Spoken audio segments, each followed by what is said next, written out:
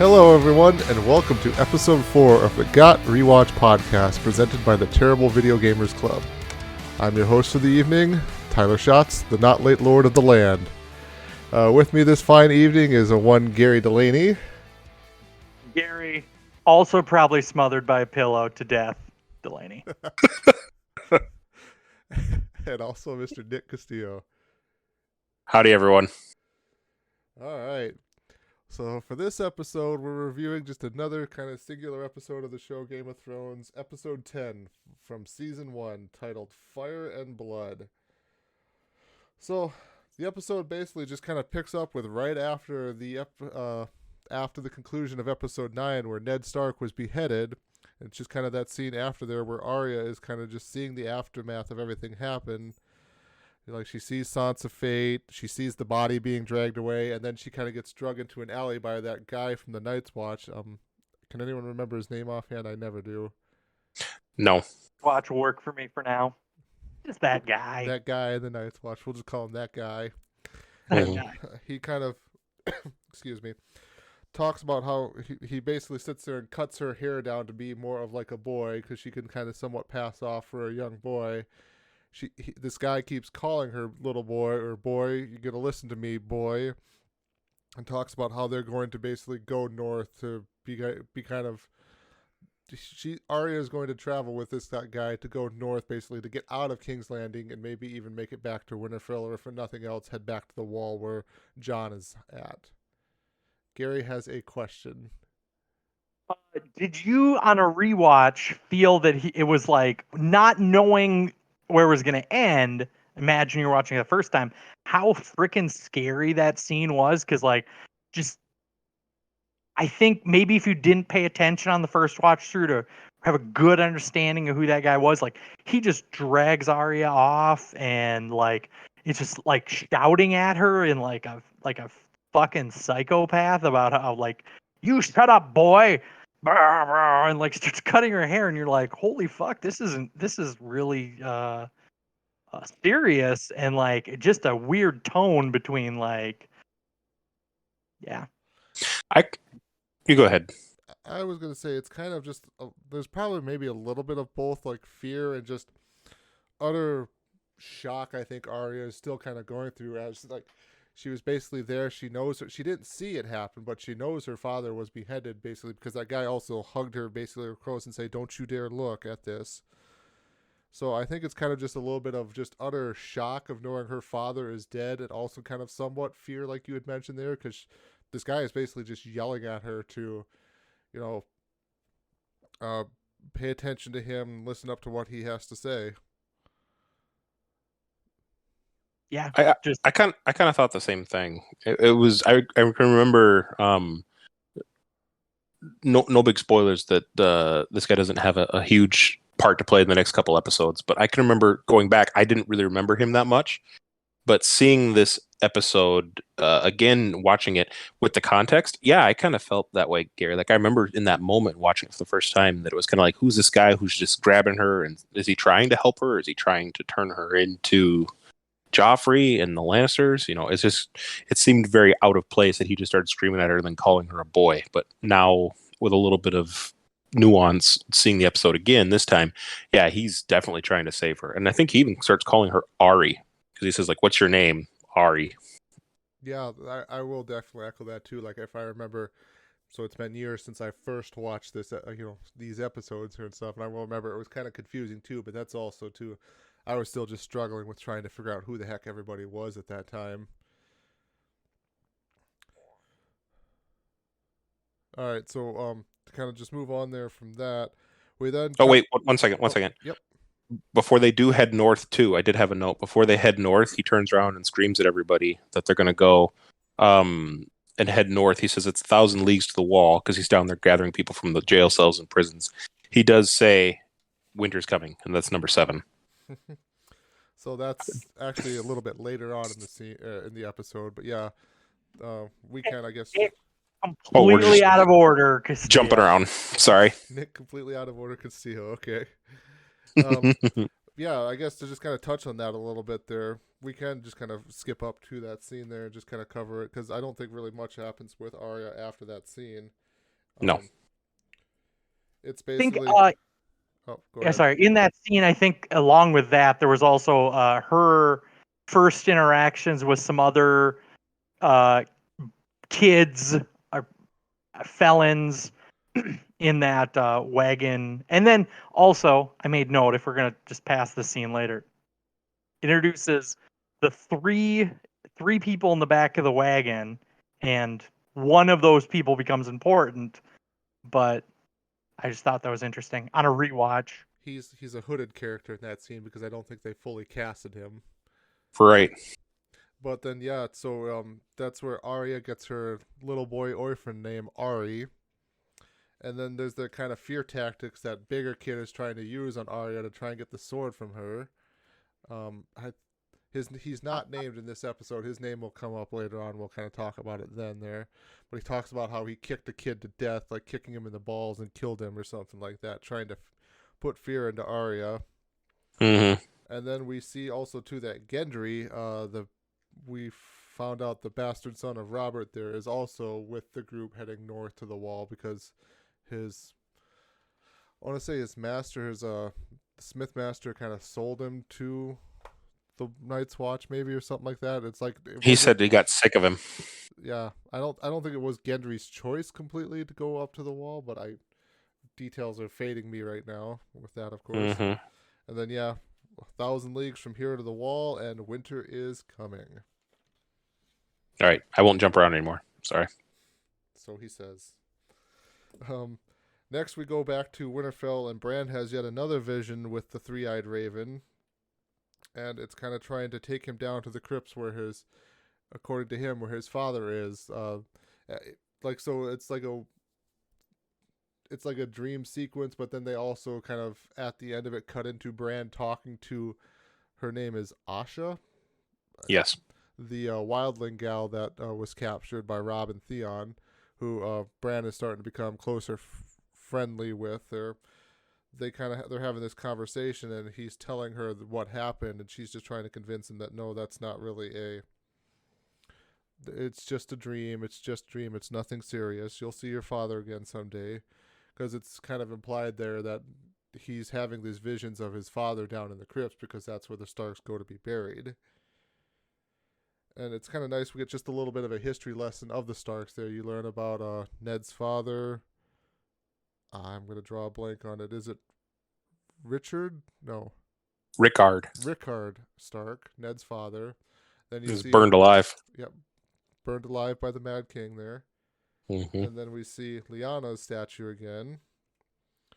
And then when they're down there, they happen to get startled or stumbled upon by a Shaggy Dog, which is Rickon's, which is Bran's younger brother there, Rickon. Shaggy Dog is also down there with him, and they're both down there because Rickon's had that same dream that Bran had. A quick note on that. Trying not to give too much away for those of us who have seen everything thus far. Bran has had a couple of these visions. Do we think that this is just a weird one-off occurrence, or do you think that Rickon has been having visions of three-eyed ravens or similar things? I'm trying to remember my history with reading the books there too. I think some of this stuff is touched on more in the books about Rickon possibly having some of these same visions and stuff that Bran is. I don't know how often it gets brought up though in the books. Do you remember, Gary, there? You look like you're... I don't. I just assumed it was like I don't know, like a old gods sort of mischief thing where those two are both in Winterfell, which has a weirwood tree, so maybe they're just closer connected to the mystic weirwood god powers. Okay. I'm just bullshitting now. Just curious. Interesting scene. I didn't remember that from last time, that Rickon also said something about he was having visions. So then, as they're leaving the crypts, they happen to run into Maester Luwin, and he has the sad, somber look on his face and ends up breaking the... reading my notes here, I can't now actually remember if it happened in that scene, if it kind of happens like cut after that scene ends. They're like Lewin breaking the news to Bran that his father has been killed. It was cut after that scene. Okay. Asha was saying something along the lines, if I remember right, about just because you're having visions that your dad is in a crypt doesn't mean that he's. And she's kind of like, they see Master Lewin, who locks eyes with them, and he has that look like, oh crap, what bad news does he have? And it seems like, oh, maybe, and just like the realization sets in, and I think we see the scene cut from above and from a distance, like we're looking down in the courtyard as Master Lewin walks over to Bran and explains what's happened. I think that scene jumps directly to Catelyn Stark. I don't know where she's at. Anyway, wherever they're at, I think they're at the Twins. A little south of the Twins, yep. Yeah. Yeah.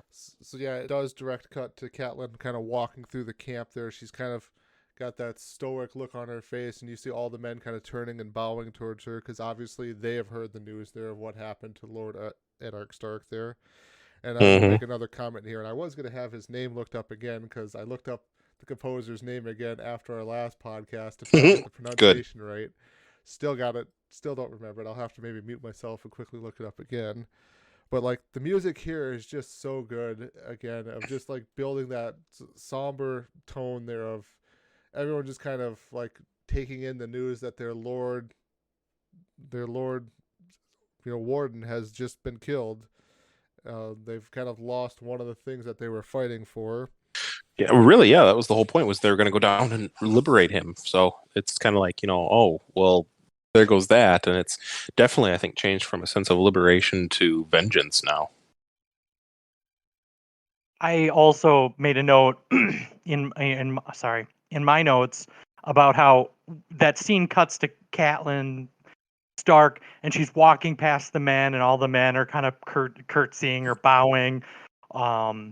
And then, but it was like as soon as she gets out, like kind of alone, you just see her just crumble, and is like starts crying into a tree. That like she's trying to stay lordly and strong because she understands that these men are going to war for her family, and she's trying to be stoic and lordly, and then she's alone. She's like, shit. So I thought that was interesting. Yes, agreed. Very much. She was definitely keeping her composure for the troops around her. So, okay, so I got it here. It's Ramin Djawadi. Ramin Djawadi. Ramin Djawadi. Yep. Okay. So again, like, hats off to him. This music is so good in this show. Very good. Catelyn then basically ends up to find where Robb is at, and he is out there basically beating a tree with his sword. And she says, "What are you doing, Robb? You've ruined your sword." Mm-hmm. And Robb just tears in his eye, basically says, "I'll kill them all."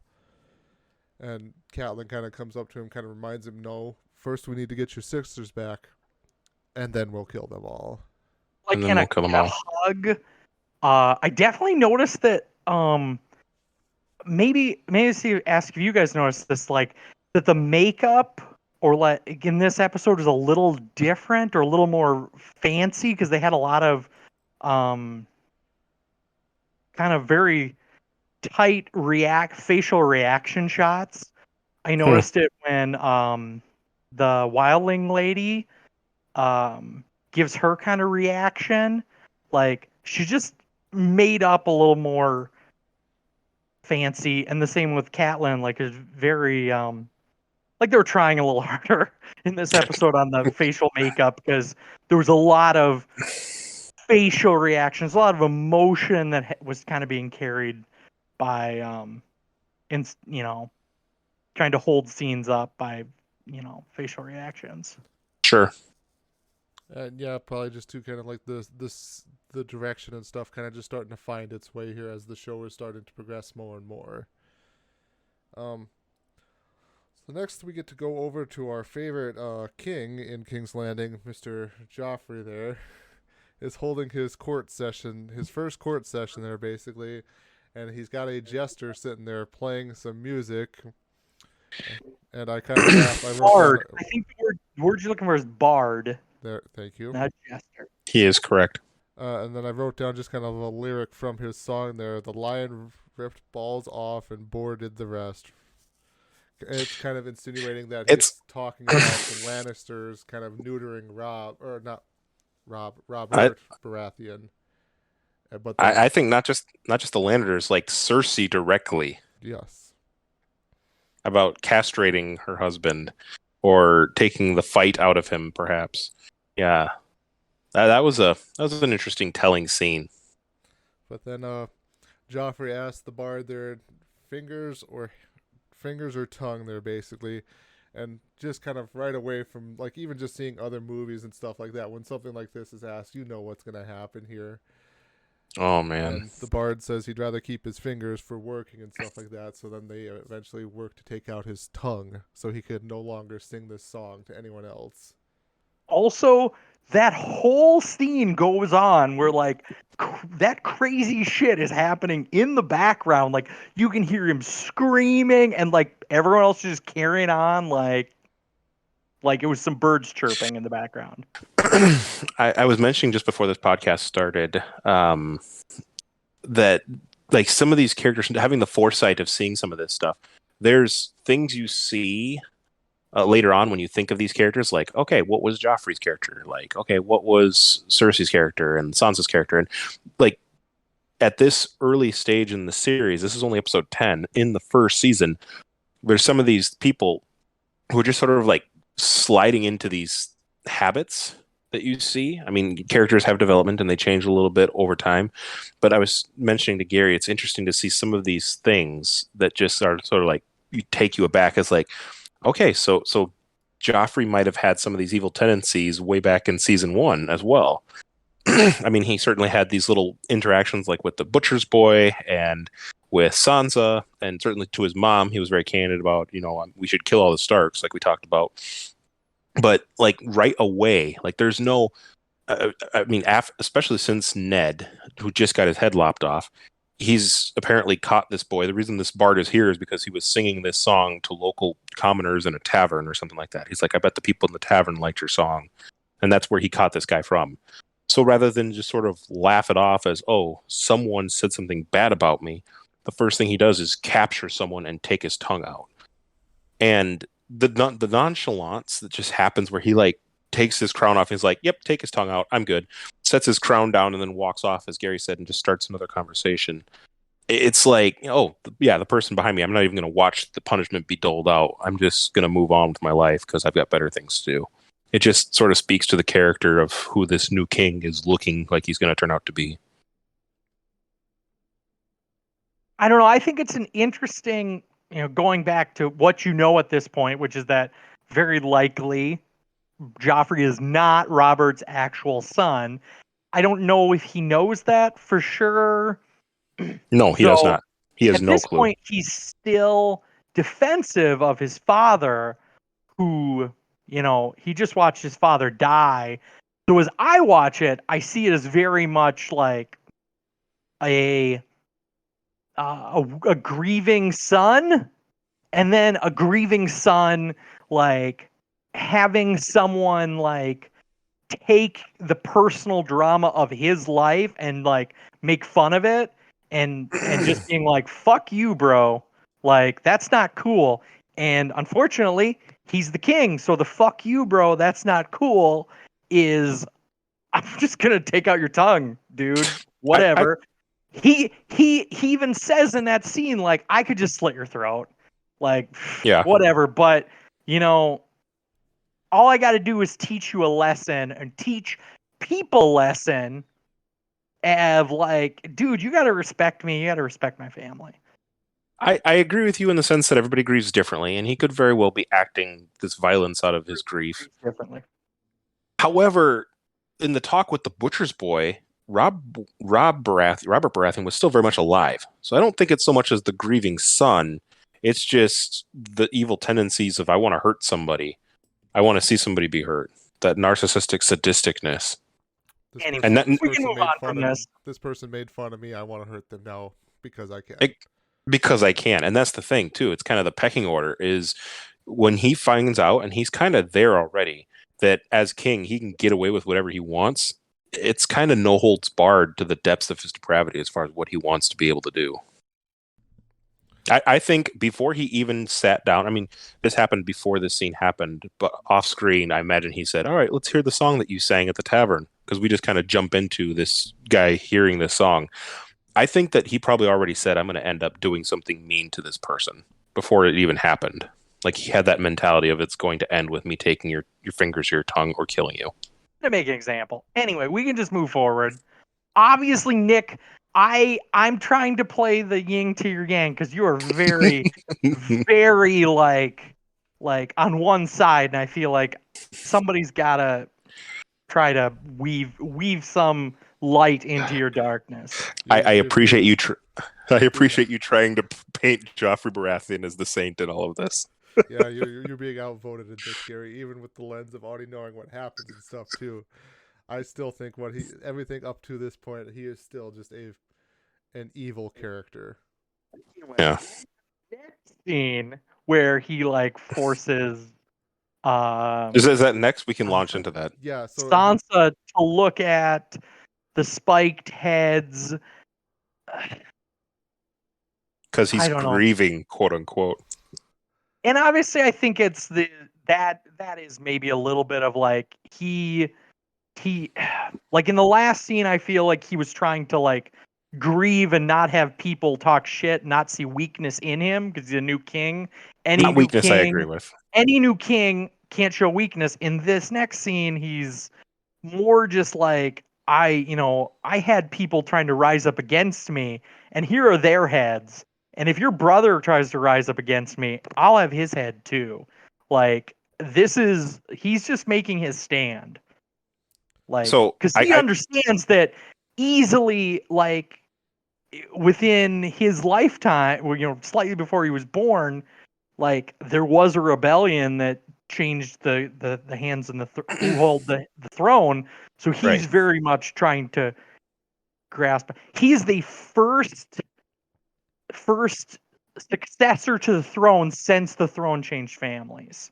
So he's trying to Kim Jong-un it. That's just an absolute terrible reference there. I have to jump in, and then I'm going to toss it to Tyler for his comments on the scene too. But I will flip the perspective a little bit.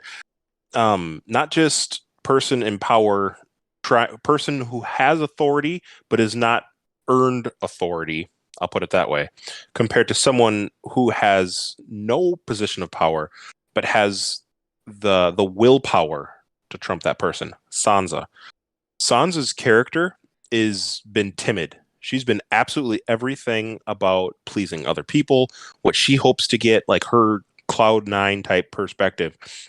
And in this scene where not only has her worst thing just happened of her family being decimated, but then being forced to watch that ruin in the sense of watching her father's head on a pike, she has this moment spark that is so small, but I think it really speaks to the strength that her character may show when he says, maybe I'll give you your brother's heads as well. And she says, or maybe they'll give me yours, which is completely against her character. Like everything that we've seen Sansa thus far, that is not a line that she should have.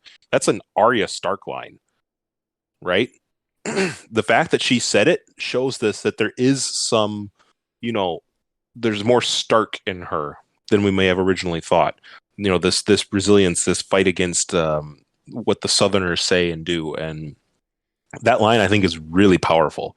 The fact that she says it, the fact alone that she says it, but the fact also she says it to currently the most powerful person who she knows has spite against her.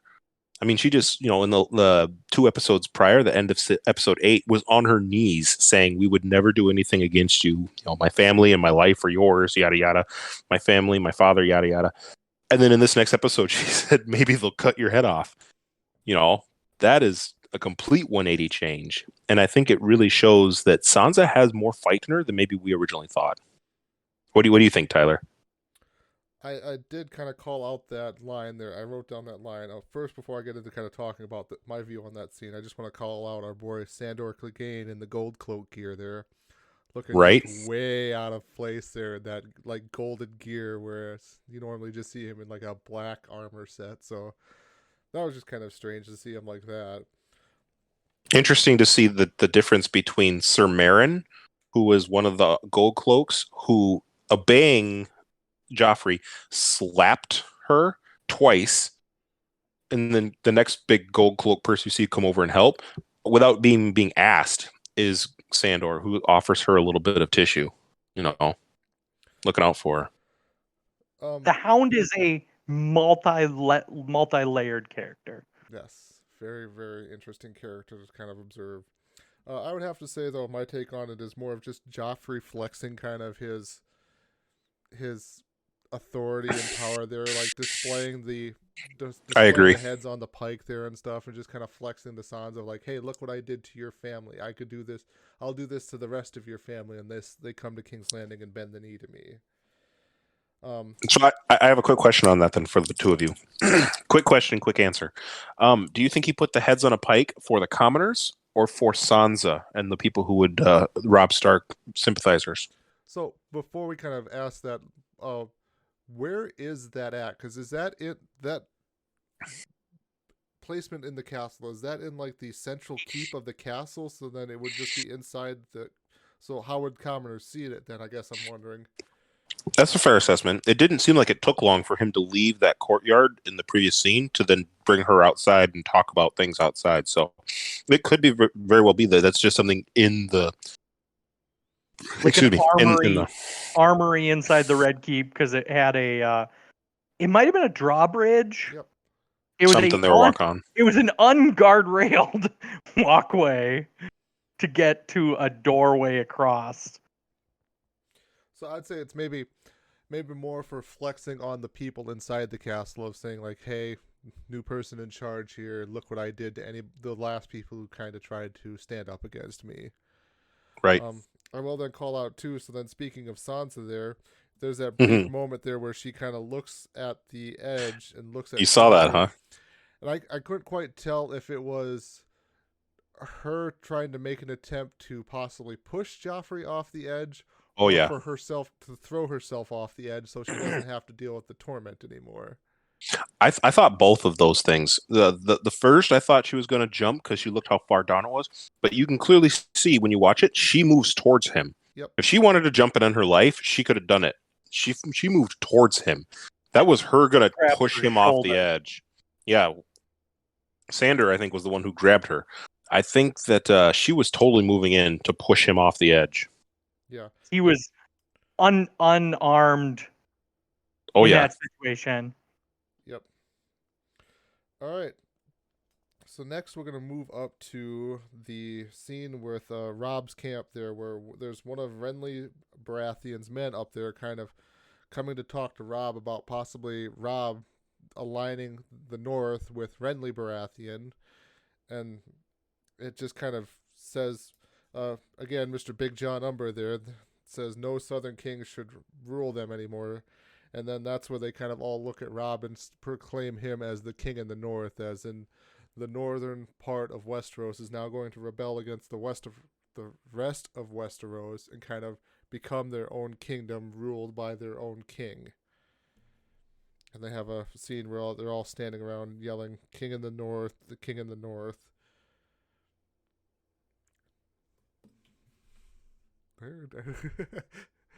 Yeah. So to go over to Gary there, how, like, again, this great music kind of in this scene and stuff like that.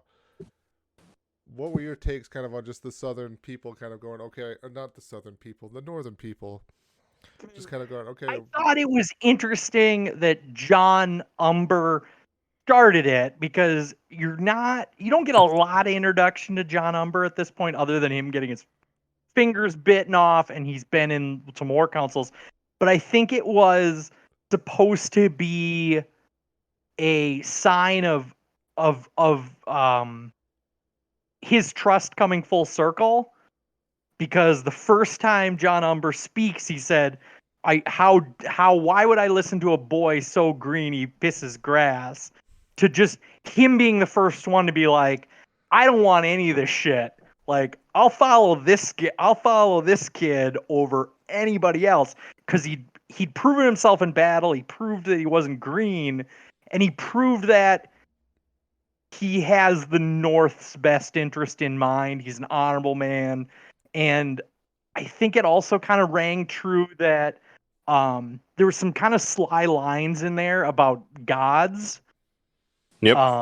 And I think it was very much the like for everyone in that room, their religion, their belief in the gods was very like the old gods only are really followed in the North. So everything else, everything south of there, they just assume they're godless people. So They worship the seven-pointed star. Mm-hmm. yes. It's interesting that Theon Greyjoy bent the knee. Son of a betrayer. I don't know who the second person was that bent the knee. I don't think we knew at that time. I didn't recognize it. Just another person. I said something about like that's a piece I can get behind or something. Yeah. I disagree with your sentence on faith, Gary. Nobody's ever gone to war over religion. Just shaking my head. Any audio listeners, both Tyler and I are shaking our heads. I do agree with that sentence. I think that was a good rallying cry. You know, it's the Southerners and us versus them mentality, but that really sort of drove it home when they said even their gods are wrong. It does. And they also talked about dragons in that speech about like, well, we originally bent the knee because the South had dragons. Now the South doesn't have dragons, and they don't. I think it's a well-known like they're not intimidated by Southern armies. Right. I mean, clearly that's the history that they all would share too. Is that the ruling party of the Targaryens had their might from dragons, and they sort of dwindled down to nothing. So yeah, without dragons, and that goes all the way back to the first, Starks who bent the knee to Aegon Targaryen during the conquest. Without we bent the knee to the Targaryens, and these aren't Targaryens now. And I will say too, even they still respect the line of succession of like they say they don't want to follow Renly because he's not really in line to be the king. It is his brother Stannis who should be king then, according to succession. Correct. Then we have like just a small scene of Cat going to talk to Jaime there, who Jaime has been captured by the Northern Army there. And I wrote down like she bashes him with a rock there, one good swing at him. Jaime's got some serious cojones, man. Like, I think he says something like, "Widowhood looks good on you." How do you have a lonely bed? Is that why you've come to see me in the middle of the night, Catelyn Stark? Like, holy cow! I mean, we know nothing about Catelyn other than she is fiercely loyal to family and was willing to start this whole war to defend her family. So the fact that Jaime starts off, insulting the fact that she's just recently lost her husband. Holy cow. It's he's got some cojones. Yeah, he does. I think she wanted to smash him a few more times with the rock. But it is kind of like another peek inside at Jaime's character there of like just a little bit more in depth of just kind of that brashness that is to him of being this, this Lannister, the one of the best swordsmen in the land and everything like that too. He did say she's stronger than she looks, and I think that was actually a truthful statement. I think that he was kind of surprised that she not only hit him, but hit him as hard as she did. I had two questions on this scene, one for Jaime, one for Kat. Do you think Kat was ready to kill Jaime? Like, because you could sense that she was real angry, and she just wanted to fucking bash his head in. I'm going to say yes.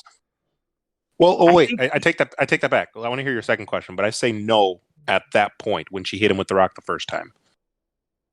Okay. The second question was Jaime's speech of all the question and answers kind of abruptly sort of ended.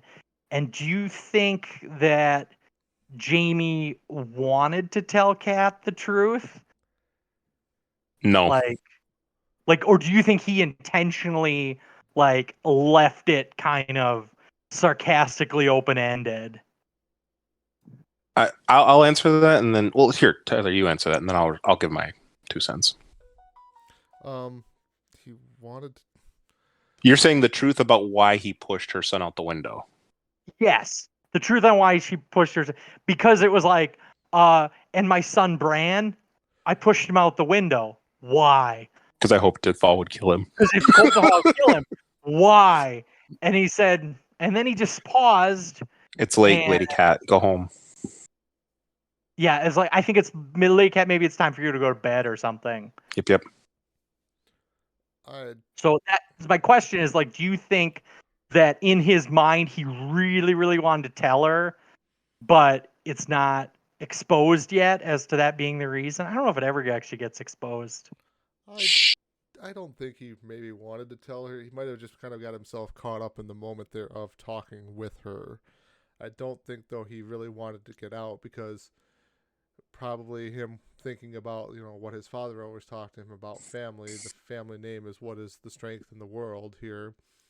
Something like that. I mean, this would be like just deep thought he would have had to have gone into, but like something like that getting out there while it can't be proven at this point in time, could just be out there weakening the Lannister name.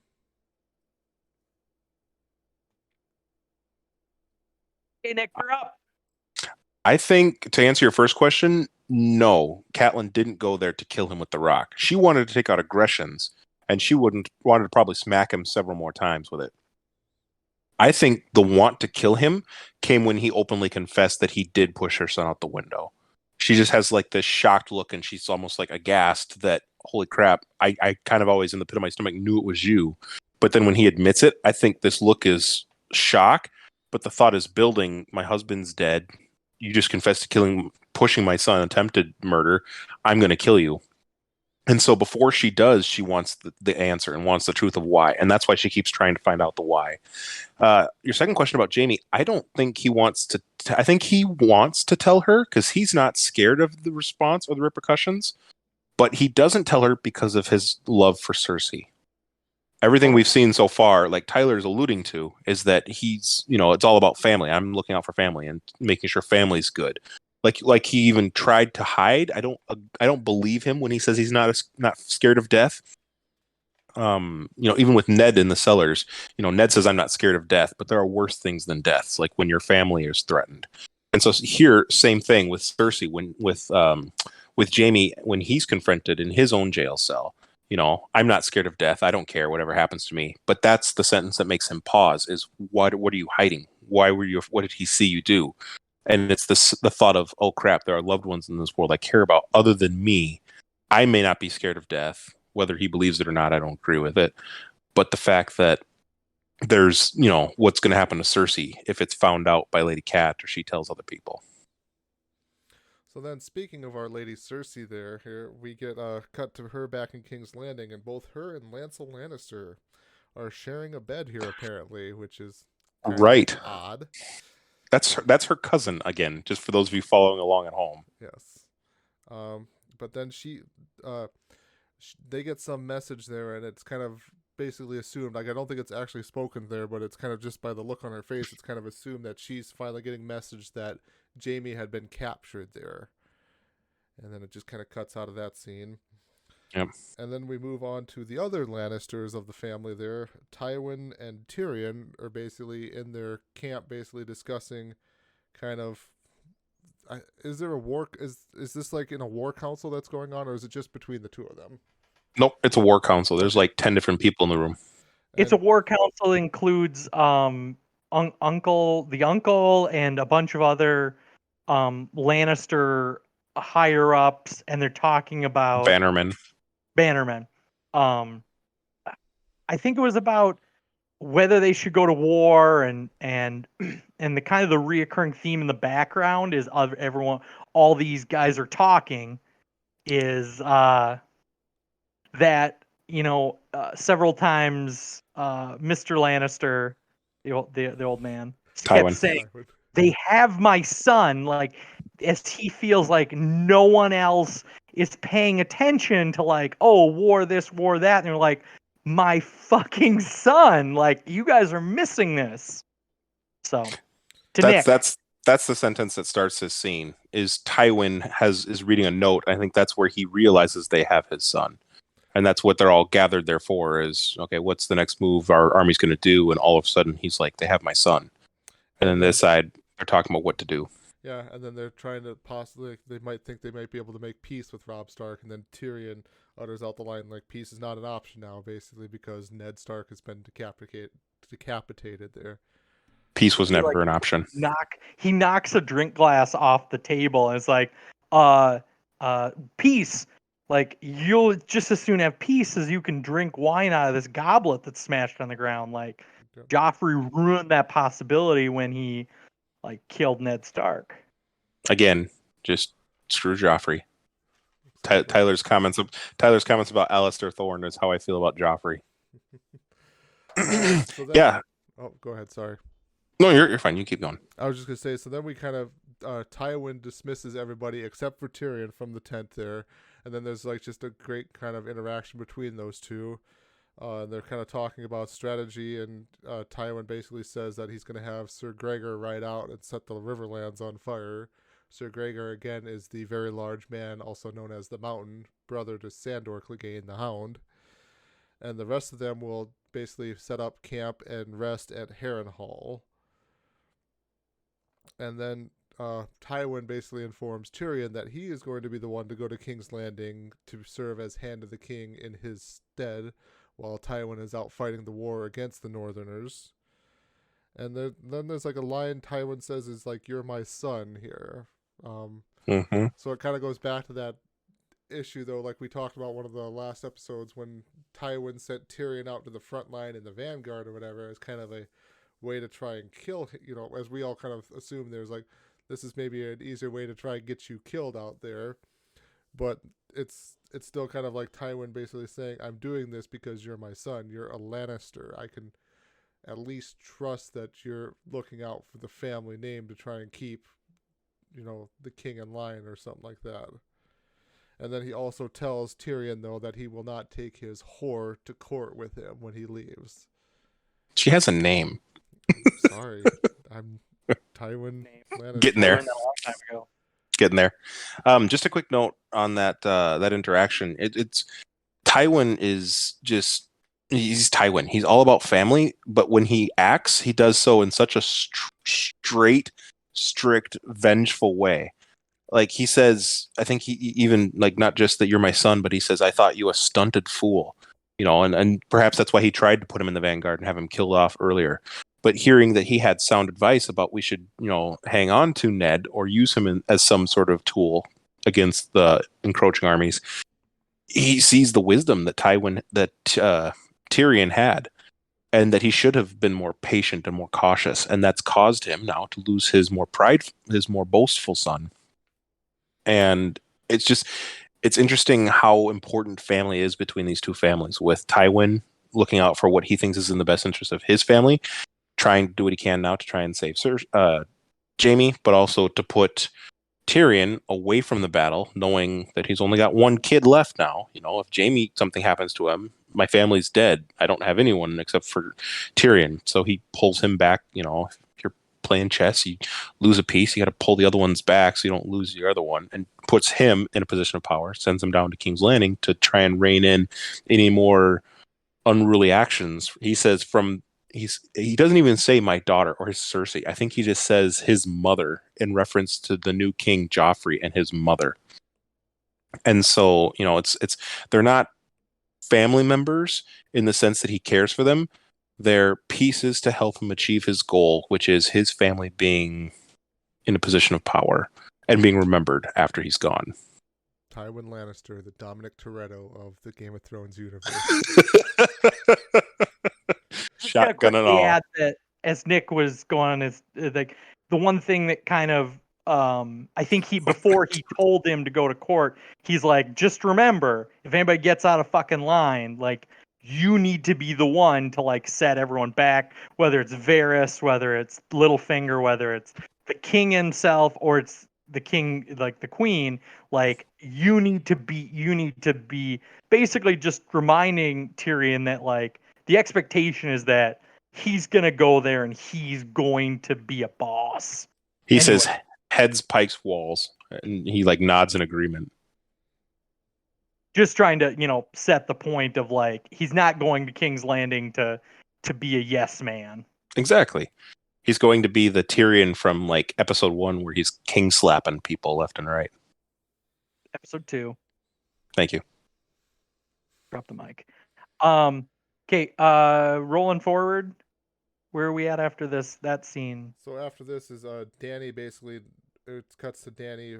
She's recovering basically after everything that happened to her with that, and we find out that she lost her son there, the stallion that would mount the world.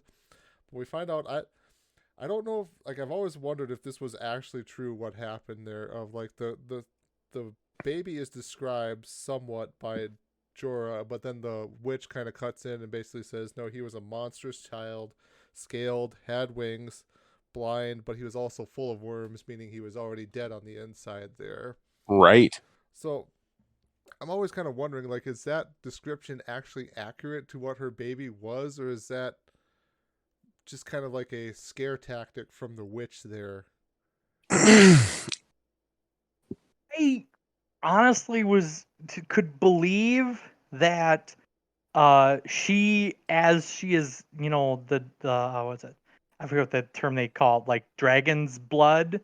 Like maybe she's the one who can birth a fucking dragon, and like she and then it was just that was like the child was gonna come up in some sort of I don't know, maybe not completely mutant fucking reptile man sort of thing, but just a very kind of ugly child that was just gonna fuck shit up.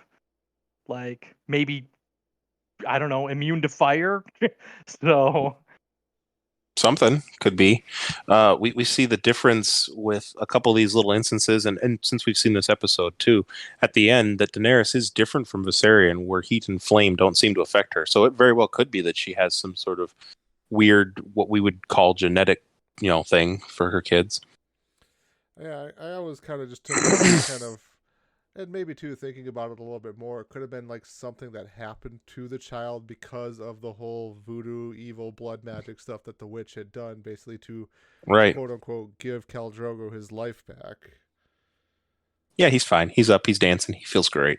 Yeah. So hashtag Nick skips ahead because he just went to the scene at the end of the episode. Anyway, continue on. I don't know what you're talking about there, Gary. Dany leaves the tent there to find that the Khalasar has basically gone and abandoned her, which is understandable because according to their culture, they only respect the strong one. A call who cannot ride is no call. But then she kind of wonders where Khal Drogo has gone to because he's supposed to be alive now. But he's now basically out in a vegetative state, pretty much just staring at the sun because he likes it where it's nice and warm. Yeah, he is checked out. And then, this is where Dany kind of learns the truth of this lady who she entrusted there. She says, I saved you. And basically the lady kind of describes how she was already basically raped multiple times before Dany even got there, how she watched her church burned down and all of these people that she knew growing up and stuff like that were slaughtered in front of her. So she wasn't really saved according to her when Dany got there. Lady is just, I wrote down that she's hardened. Like, this is the world she lives in, that like she doesn't live in Westeros, she lives in like wherever the hell we are. Essos. That like she lived in a nice community and it just happened that like her whole fucking village got burned down. So like she just became hardened of like, I just watched a bunch of people die and like she just didn't care anymore. Like it's sort of the realization that like she would just rather be dead at this point. But I was going to say, I think that she was trying, she kind of alludes to it a little bit, that she's trying to prevent more death from occurring. Like what happened to her was traumatic enough, but she said that the stallion, that baby that would have come out of Khal Drogo, exactly, would have decimated more cities and left more temples and places in ruins. And now she says something like, and now this child will destroy no more cities. And so it's not just that she's remanded herself to dying because of all the torment she's seen. She actively went out of her way to make it seem like she could help Khal Drogo. Something to sabotage the dynasty. The dynasty. Something interesting I saw in this rewatch that I missed previously. There's always kind of this this like meme or this thought like Khal Drogo got sick because of an infected boo-boo. Like, no, if you go back and now that we've rewatched this with the foreknowledge that we have, I'm not going to get into, but he looks at it and says it's just a scratch. Like, he doesn't care. It's not a bad wound, and he's probably had dozens like that in his lifetime.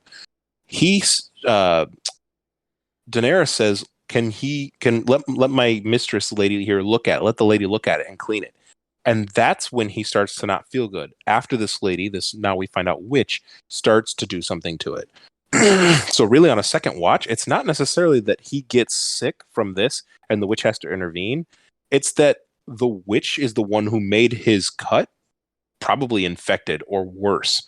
Like whatever healing magic, or clearly there is magic in this world, whatever she did or tried to imbue in his wound is what made him sick, which then put her in a position where now only she, quote unquote, like Tyler said, can give him his life back.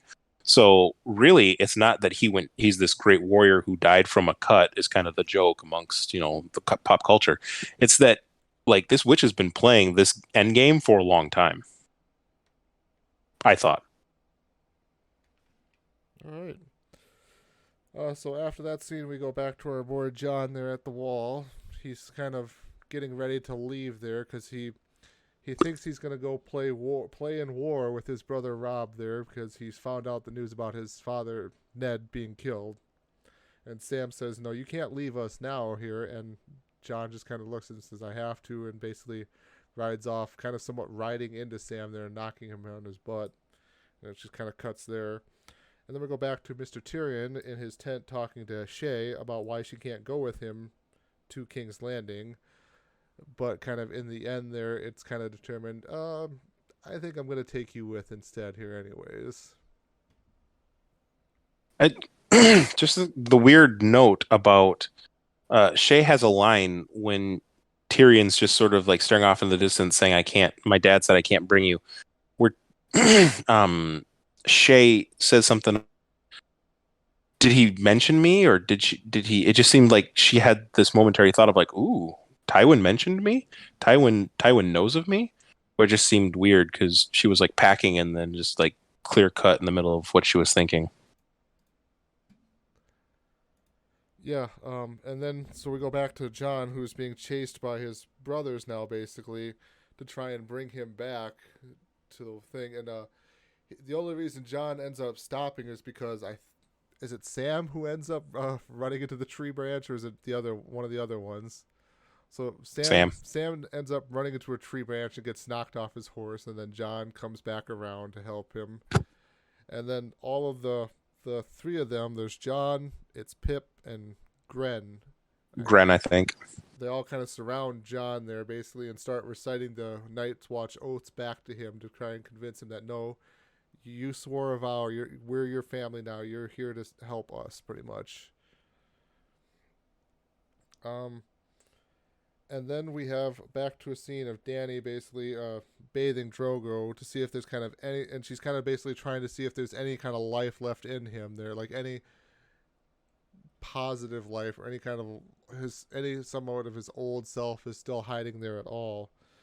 And that's when it's kind of made that she realizes there's nothing left kind of in this guy except for he's basically just a husk of a shell, just still living.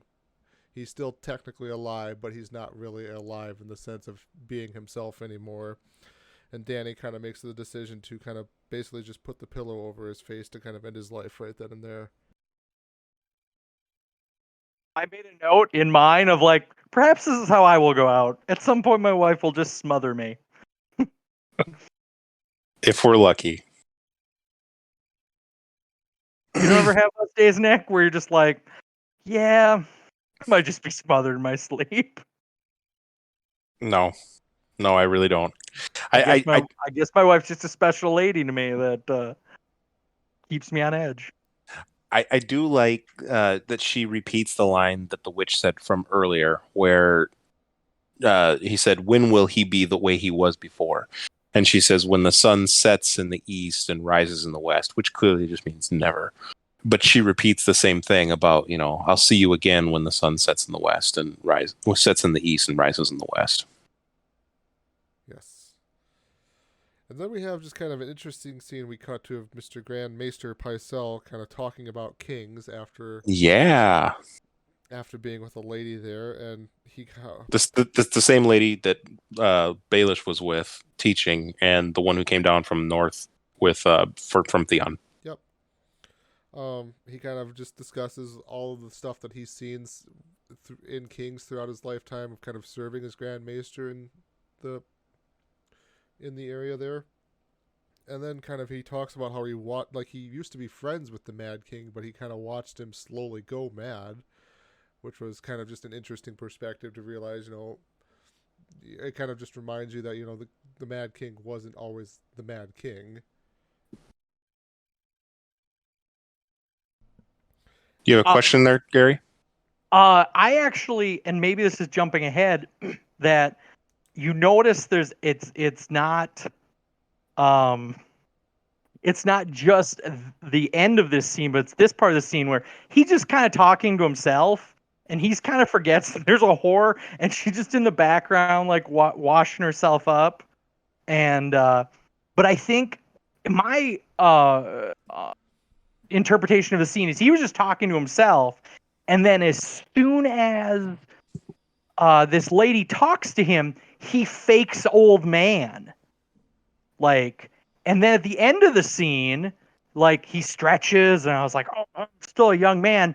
And then as soon as he turns and ready to open the door, he punches and goes back into old man mode.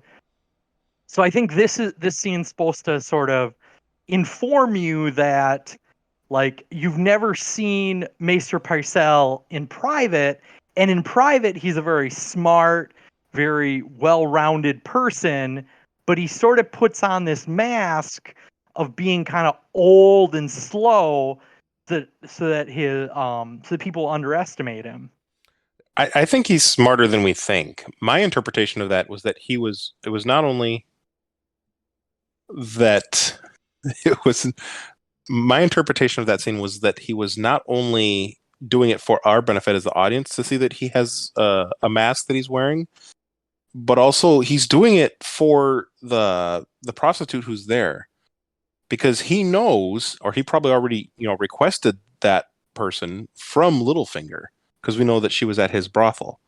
So I don't think that it's not just for our benefit. I think he's pretending and feigning this long-winded story that rambles and goes nowhere, because the prostitute ends with, "Was there a point to this sentence?" And he's like, "Oh, and she just forget it," because he knows that she'll go back and say something to Baelish about he was old, he seemed senile, and he rambled.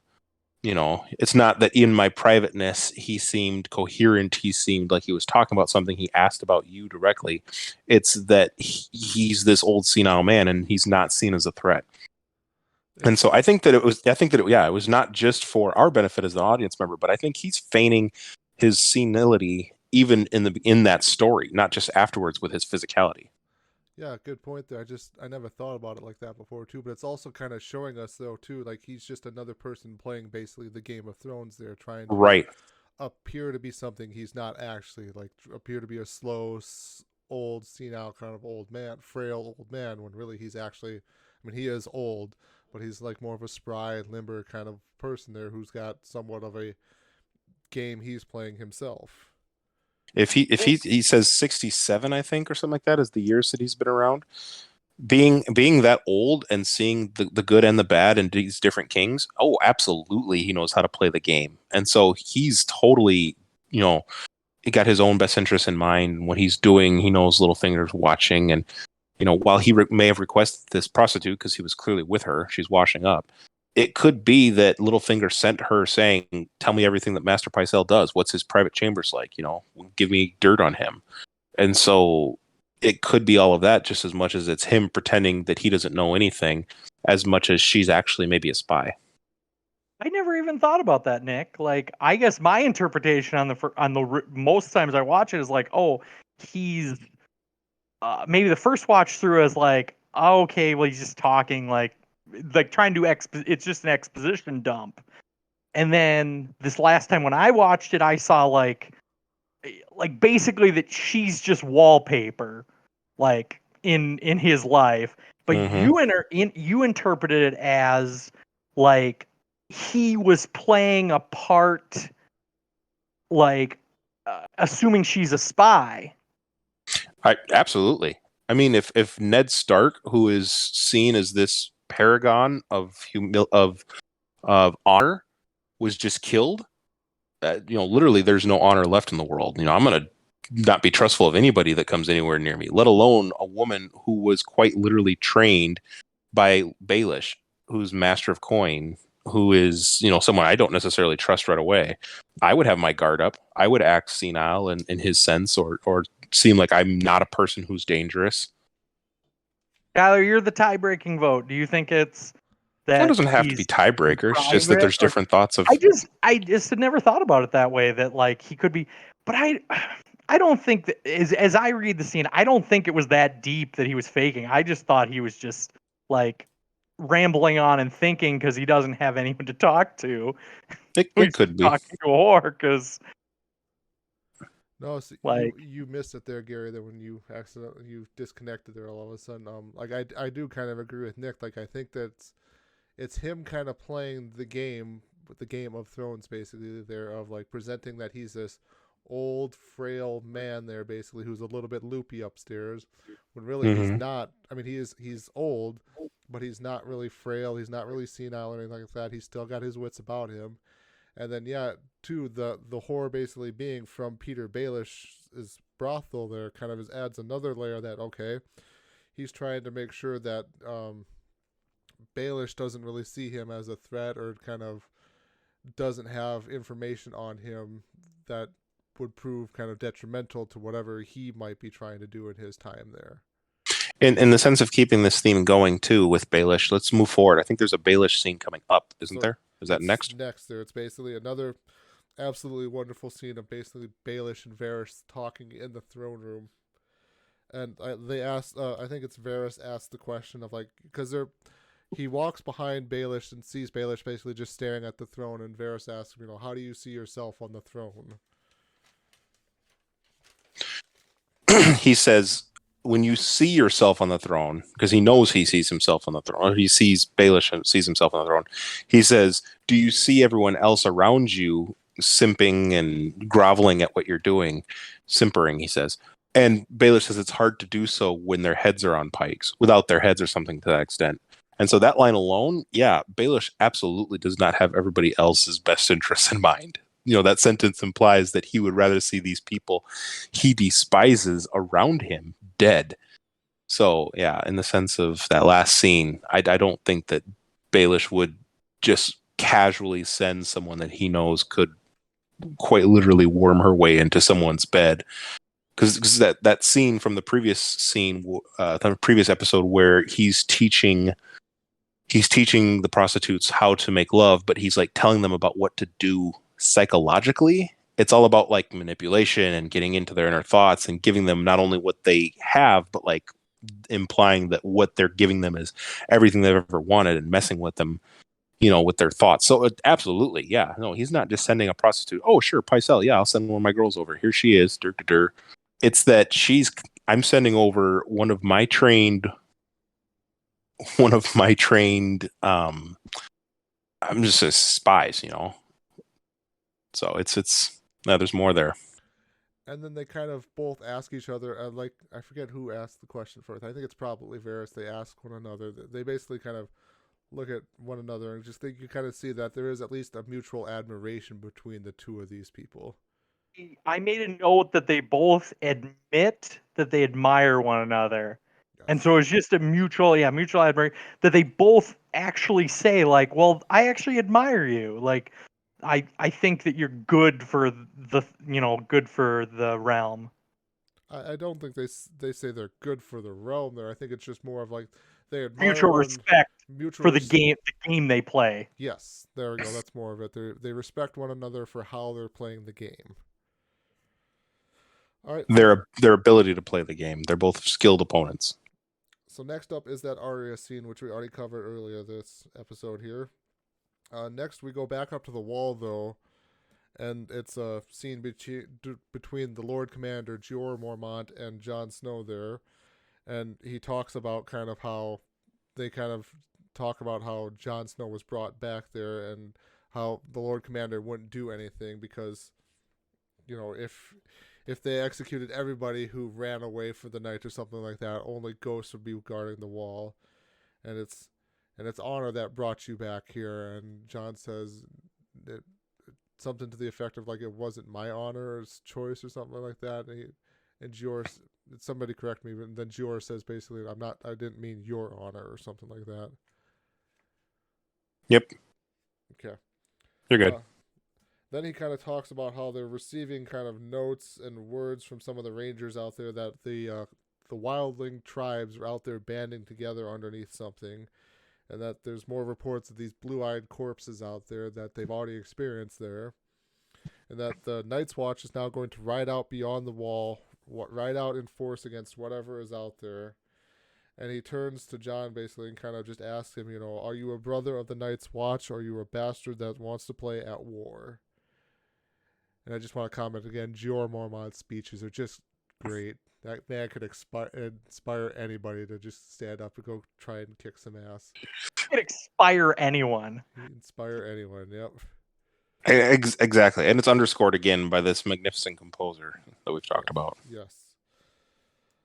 All right, and then we cut to the final scene of the final basically part of the episode here. It's cut to Dany. She's building a funeral pyre for Drogo's body, and Jorah is trying to convince her otherwise because he kind of senses something is up with what Dany is trying to do. And Jorah already can sense that, that she's gonna set herself on fire.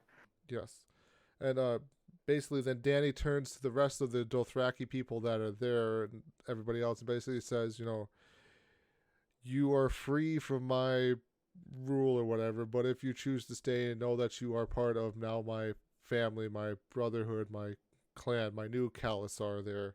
And you see some people run away there, though. Mm-hmm. But then they light the fire there. They also, I should mention too, they tie the witch to the fire before it's lit there. I think her name is Mira. Is that it? Something like that? That sounds right. Bitches don't need names, and bitches don't need names. Whoa. Mic drop. The TVGC does not condone anything that Gary says. Correct. But it's something like the witch says there to Dany, like, if you want to hear me scream, you won't get that. And Dany says, it's not your screams. It's your life. It's your life, yep. But so then the fire is lit. The witch starts screaming, because obviously the fire hurts. She starts chanting. I was gonna say, I was watching this with captions on, and yeah, it says that she's singing at first, is what the caption said. So she's like trying to do some witch evocation, something. So it's similar to sort of the chanting scene of when she's sacrificing the horse for Khal Drogo's life. It's sort of that like chanting. And then, it just sort of gets interrupted by her, oh, fuck, I'm on fire. And then we see Dany slowly walk into the ring of fire and all, right in. So the pyre is basically built with, a spot underneath it. So it's like a bunch of wood stacked up on each side. And then in the middle, there's a big opening, and Drogo's body sits on top of that. And Dany basically walks into that. And then it kind of cuts to the next day where there's still smoke in the air and everything. And then you see that the smoke is cleared out. And there sits Dany, unburnt. She still has her hair, though, which is a change from the books. And also, though, with Dany is 3 baby dragons now born into the world for the first time in many, many years. The world now has dragons in it. Oh, snap.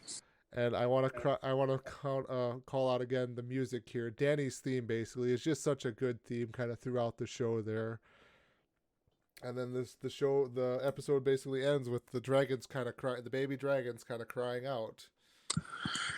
It's building with the music. It's got the crescendo, and then the dragon screech is also crescendoing, where they're just kind of like the small little thing that's kind of. It doesn't even start with that, like the cinematography of that scene too is that we see just Danny sitting there huddled over holding something, and you don't even really know what's like. Holy crap, she's alive!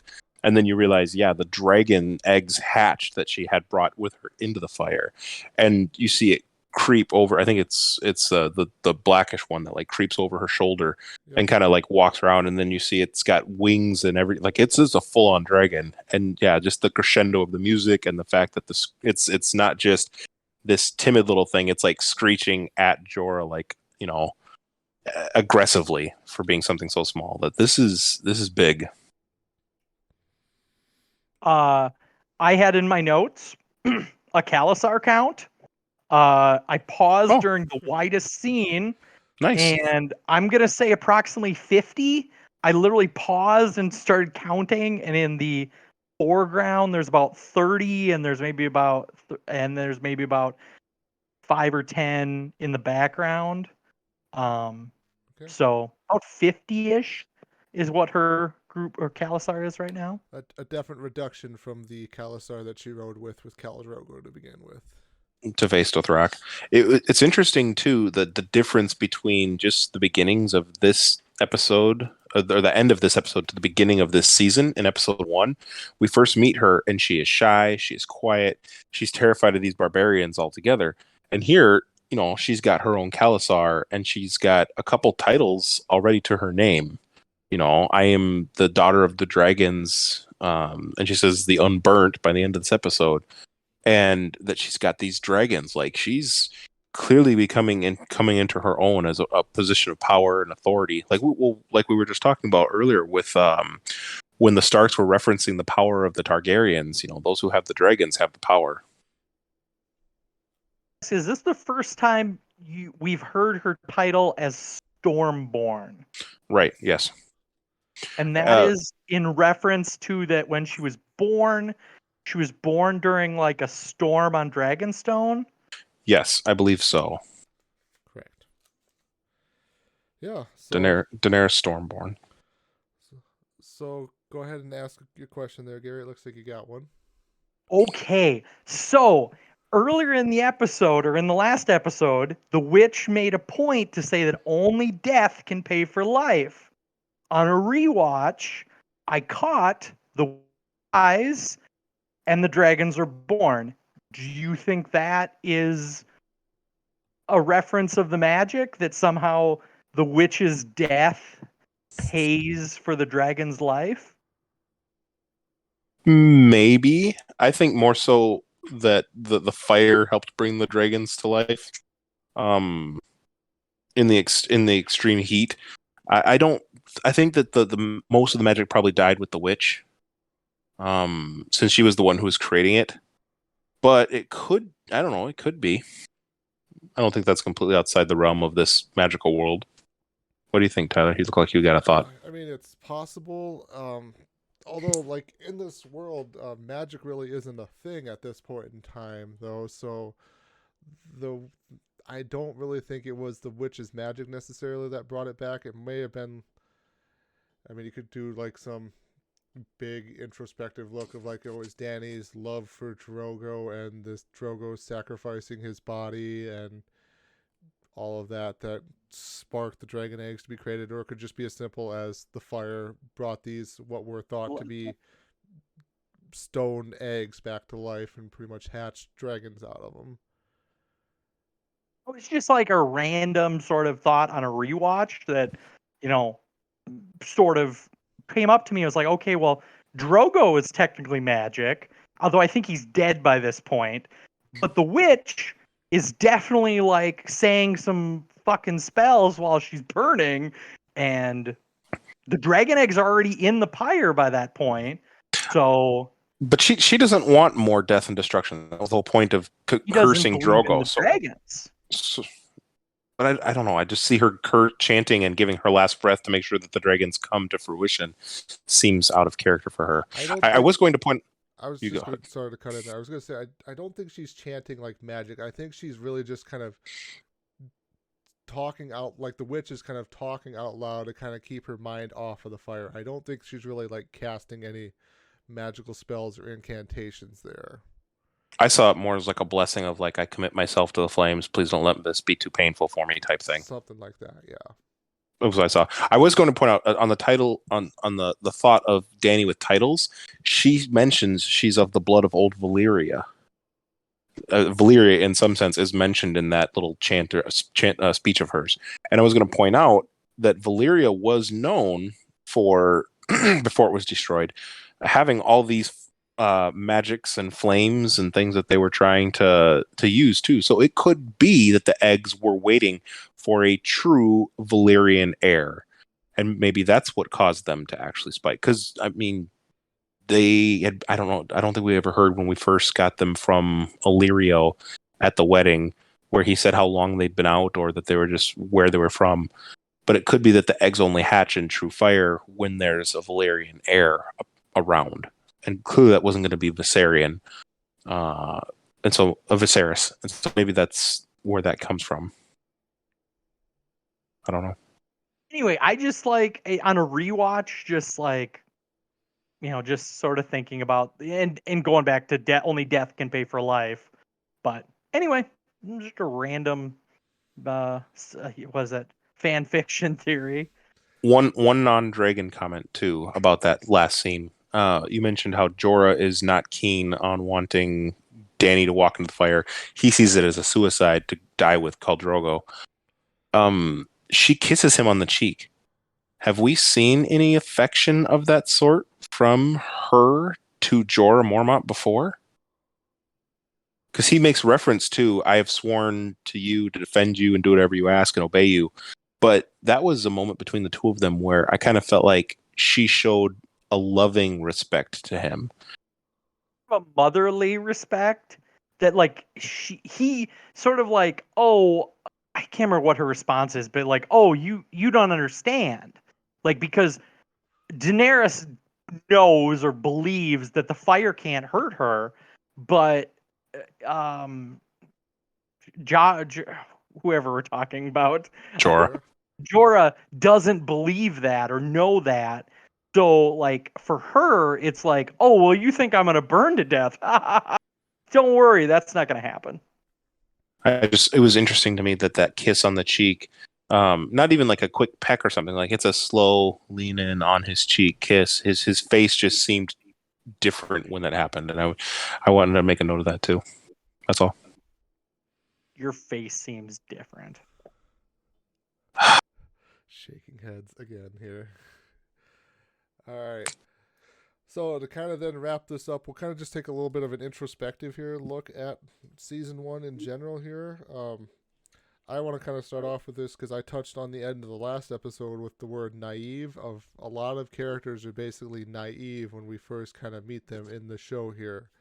So you've got, like, I wrote down just a few examples here of like Sansa just kind of being, and I don't know if it's her really being naive about the way Joffrey is, or if it's just her being like a teenage girl, but she's kind of got that naiveness of like, oh, Joffrey's this nice, sweet prince or whatever. He wouldn't do anything to hurt anyone, which we later come to find out, no, he's a terrible, terrible child here, who's now just been given a lot of power to kind of do whatever he feels like it. And then you've got Ned kind of being naive when he's brought down to King's Landing there, of him not really understanding that there is a game to be played in King's Landing. It's not just the honorable thing is always done every time there, and it ultimately leads to him basically losing his life there because he thought the honorable thing to do, even though it was naive, was to tell Cersei, hey, I know, and then Cersei basically had him captured here pretty much. And then you got Jon kind of being a little bit naive about the Night's Watch. Like when he first joins, like he had it built up in his mind of it being like this great band of brothers thing. Like these are honorable people up here doing the honorable thing of serving their time here at the Wall to protect the realm. And he kind of comes to realize, no, this is just a place full of a bunch of convicts and criminals and people who were sent here to serve here instead of lose their lives. And then also kind of just Dany being a little bit naive. And again, I don't know, this could be kind of chalked up to more of like her character of being so young and everything like that, but just kind of being naive to this Dothraki culture, and then also just being naive to trusting people, like when she trusted the witch there to kind of help with Khal Drogo's injury, and it ended up being a very bad incident that happened for him. Kind of thoughts on any of that there, guys? Like anything else, maybe some of the other characters? I was sort of thinking when you mentioned John, I was going to say, kind of thinking from the first episode to this episode, when you mentioned John, something definitely came up, and that was that you were saying, like, okay, he used to think it was this honorable brotherhood, and I think actually in this episode, it actually came full circle that at the end of the episode, not Jorah Mormont, Jeor Mormont kind of calls him to action to say, like, okay, like, we need you to do the honorable thing and really truly fulfill your vows, and we need to go out there and figure out what's going on, and we need to defend the realms of men. And so I think it actually kind of sort of comes full circle for him.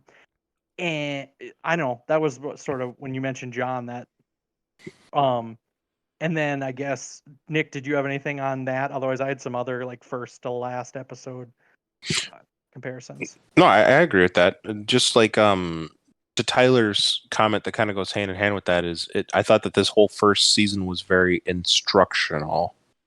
A lot of the characters are very naive and they don't really understand a lot. And in a way, you know, us as the audience too, there are those exposition dumps, like you mentioned earlier, Gary. And so the characters learn what life at the wall is like. They learn what it's like in the South if you're in the political courts. You know, Ned learns, unfortunately. Some of those experiences and instructional moments are very painful moments for the characters that survive them. You know, he learns what happens if you just blindly walk in thinking everyone else is honorable and will honor what your dead friend left as his last will and testament. You know, some of that stuff. I thought that this first season was very instructional. You know, Dany learns what it's like to be a Khaleesi and learns that if she wants to stay alive, she has to stand up for herself. You know, Viserys was ready to kill her a couple times, you know, and sacrifice her for what he thought was what was best for the realm, for him. And just a lot of those characters. It was an interesting season because we learned a lot, as did many of the characters. Sort of my reflection is sort of the first scene versus the last scene of people or things. The first scene of the whole show is north of the Wall with the Night's Watch, and them being like, oh, we found the whites. And the last scene you follow the Night's Watch is them going out into the north to figure out what's going on. The first scene that you introduce Arya is them. She literally shoots a bow behind her brothers and, like, kind of sort of plays that like I think she's so, maybe in the first scene you see her, she's sewing. Yep. And in the last scene you see her, she's disguised as a boy. The first scene you see Ned in, he beheads a guy. The last scene you see Ned in, he's beheaded. That's a good point. The first, like, and then this sort of Ned's arc of the season is that his son ends up going to war at the end of the season. At the beginning of the season, like, Ned, like, you get introduced to the king coming up to, like, be fully, like, encapsulate the Starks into the fold. And at the end of the season, they're at war. Sansa, very innocent at the beginning of the season, very, I don't, defeated at the end of the season. Catelyn sort of grows throughout the season of, like, it's sort of, you talked about naive, I'd sort of say it's more like, the characters are in flux. That, like, when you started the show, especially when it first came out, like, you could never foresee who these people would become. Nick says that Joffrey's always a bastard, but Joffrey, the first scene you see Joffrey is he's quiet. I think he doesn't have a speaking line in the first episode at all. Maybe he introduced himself, but he's very much a chivalrous dude in the first episode and very nice to Sansa. And in the last episode, he's just an asshole.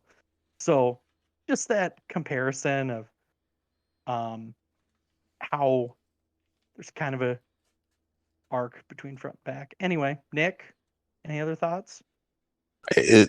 With both of what you and Tyler are saying, I think it will be interesting to see how these characters in flux, who were naive, who, as I mentioned, are learning how the world around them operates. It will be interesting to see where their aspirations and their plans to, whatever they hope to do, transpire in the next season. All right. So I think that probably takes us to a good stopping point here for the episode here. For next on our plate here, we are jumping into season 2, and we are going to watch the first 4 episodes of season 2 here. And I, of course, don't have them pulled up here to bring up the names here real quickly. Give me just one moment here.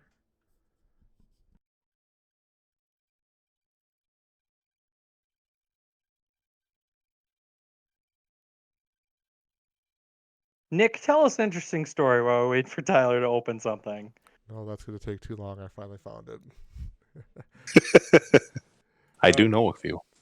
So we've got season 2. Episode 1 is The North Remembers. Episode 2 is The Nightlands.